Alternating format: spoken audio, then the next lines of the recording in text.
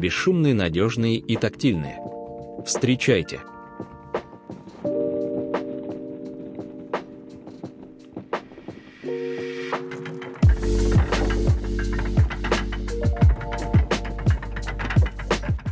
MX-переключатель. Трехпиновый. Подсветка, усиленная с рассеивателем. Стем с дополнительными стенками.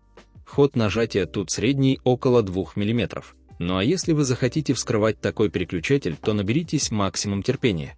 И если отскакивающий рассеиватель еще можно научиться вставлять обратно, то с защитной крышкой вы точно намучаетесь. Это фирменная защита контактной пластины Kailh, и проблема в том, что здесь она с большой вероятностью откроется вместе с верхней крышкой, а чтобы поставить ее на место, порой уходит куча времени. За тишину нажатия тут отвечает силиконовая прослойка по всему периметру нижней крышки. Пружина крайне узкая и буквально держится в основании. Из-за такой посадки в некоторых свечах может быть микрохруст при нажатии. И если кто-то рискнет все же смазывать такие свечи, тогда смажьте основание пружины, направляющие в верхней крышке, и стем с двух сторон. В общем, свечи в стоке надежные и неплохие. Однако, если вы собираетесь менять пружины или смазывать свои свечи, то крайне не рекомендую рассматривать такой вариант.